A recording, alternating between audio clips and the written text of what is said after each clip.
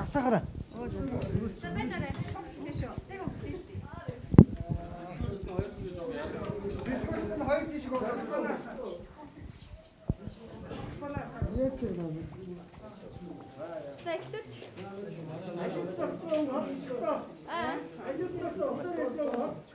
Жоох доош нь дарчих. Жоох доош нь дарчих манайхаа. За гэлхөө.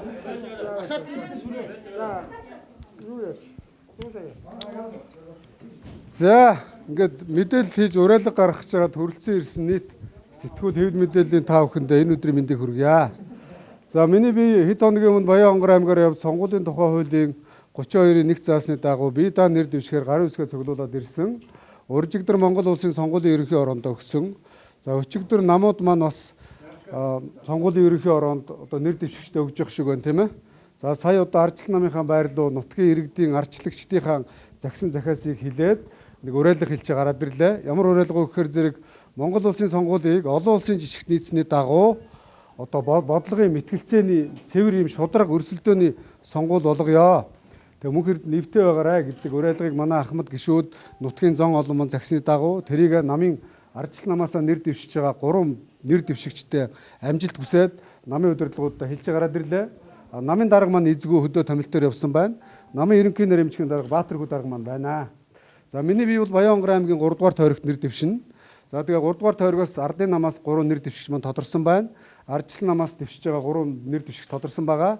Тэгээ эдгээр нийт 6 нэр дэвшигчтэй миний бие амжилт хүсээд Баян-Хонгор аймгаараа цуг цэвэр бодлогын үзэл бодлоо уралдуулад хөгжлийн гарц яриад хин нэг нэгэ харлуулахгүйгээр ил тод шудраг өрсөлдөө явъя гэдэг уриалгыг гаргалаа. За баярлалаа та бүхэндээ. Өөр асуух. Тэр дээр мэдэгдсэн байгаа. Албасаар гарцсан би дааж байна. За. Өргөдөл гомдлоо өгчлөө. Тэгээ сая бас дурдаад өнгөрлөө. Дарга шийднэ гэж ах шиг байна. За өөр. Сая өргөл буцааж өгөхгүй. Энэ бол намын татвар гэдэг. Татвараа гэдэг бол намаас. Энэ талаар бол миний би хангалттай ярьсан. Одоо тэгээ нэг 100 саяас өөр ярих харийн сэдв юм шиг тийм ээ. Энийг бол иргэд та бүхэнд би хангалттай бас дээр хэвлэлийн урлаар ярьсан. Ойлголт өгсөн байх гэж бодож байна. За ерөнхийдөө намын аппаратанд байгаа одоо манай Баатаргүй дарга энэ төр бас жоохон сэтгэл яг нэг өгүүлэхэд гондоо байна. Би Баатаргүйгээс асуулаа.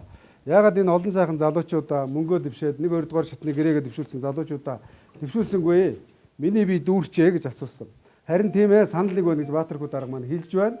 Учир нь одоо жишээ нь яг одоо Сүхбаатар дүүрэгт манай ган төмөр 70 оны литр боловсралтай Монгол улсад одоо олон улсын боловсролын жишгийг тогтоосон. Ер нь боловсролын чиглэлээр бол Монгол дээгүүр орох улс төрчдийн нэг.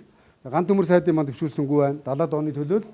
За мөн болор сайд, сангийн сайд асан олон сайхан засгийн газрын шинжлэлийн засгийн газрын үед ажиллаж исэн мундаг сайд арангаа төвшүүлсэнгүй. Мөн тулга гээд нийслэлийн иргэдийн урлагийн төлөөлөгч залууг маань төвшүүлсэнгүй. За мөн одоо Баян үлгий Жандос гэдэг энэ олон сайхан залуучуудыг төвшүүлсэнгүй. Тэгээд энд бас намын залуучууд яг нэг нөгөө ихэд шивнээд ярьж байна. Энэ бол нэг хүний нам болцоо. Үнэ мөнх эрдэнэ чи хэлж байгаа болохоос биш. Үнэн бид нар санал нэгтэй байгаа л гэж хэлж байна л да. Тэгээ яг ер нь бол эцсийн сонголтыг иргэд хийнэ. Яг миний би намаас нэр дэвшиж чадаагүй ч гэсэн би дааж байгаа. Манай Ардчилсан намаас 3 нэр дэвшиж маань дэвшиж байгаа. Өөрөөр хэлэх юм бол эцсийн сонголтыг одоо иргэд хийх учраас Ардчилсан намаас 4 гишүүн дэвшиж яана гэж ойлгож байгаа. Тэгээ ер нь бол хаа газар ялгаагүй бас Ардчилсан намд байгаа. Одоо чинь манай Алтан уяг дарга би дааж нэр дэвшиж байгаа. Та бүхэн мэдж байгаа. Намаасаа дэвшиж гэж өчнөө гуйсан дэвшүүлээгүй. Тэр хүнийг хэн гэдгийг Монголын ард түмэн мэднэ. За өөр бол Ардчилсан намаас овоглогддог олон сайхан хүмүүс маань усад одоо манай бас би даагч байгаа шүү дээ тийм биз? Ардчилсан намын лидер энэ залуучууд бас байгаа. За өөр юм баггүй. Юу? Алтан уяг дарга гуйсан юм аа намаасаа дэвшиж. Гэхдээ хэвлэл мэдээлэлээр та бүхэн тэрийг бол зөндөл ярьсан шүү дээ тэр. Би бол тэгж харж байгаа тий. Одоо өргөдөл фэстивал намтайгаа тохиролцоод дэвших боломж байгаагүй. Заавал намтай тохиролцдог юм л да. Энэ намыг өгнө. За яг намын талаар нэг ярмааргүй байна. Миний би уриалга гаргасан. Яг залуучууд бол дотроо бол ерөнхийдөө намынхаа саналыг хуваахаар ингэсэн байл да. Манай намын мандатуудыг зарим нь зарцсан гэдэг шуум явж байна. Жишээ нь намд нэг өдөр явж үзээгүй. Намын анхан шатны гишүүдийн үзэл бодлыг ойлгодгүй тооноор цагийн өмнө орж ирсэн. Миний хувьд бол яг үндэсний бодлогын орооны гишүүн, үндэсний зөвлөлт орооны гишүүнээс эхлээд 10 жил зүтгэсэн намд өрсөлдөж ордог. Тийм биз? Тэгэхэд цагийн өмнө ордог жишгийг одоо сая намын гишүүд залуучууд маань гайхаад хараа сууж ах шиг байна. Тэгээ ерөнхийдөө бол яг нэг одоо Монголыг бараг бүхэлд нь худалдаж авдаг нэг том компани манай намыг худалдаад авчижээ гэж намын залуучууд маань ярьж байна. За баярлалаа. Үндэсний бодлогын хоронд өөрөө 3 сарын өмнө ирсэн. Асуултандаа бүс хариулчих та.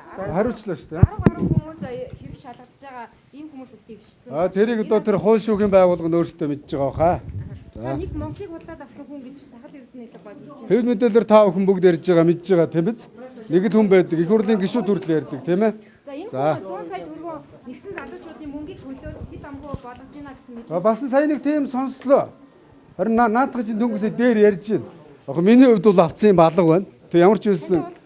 Үгүй би танихгүй ш тэр хүнийг. За баярлалаа.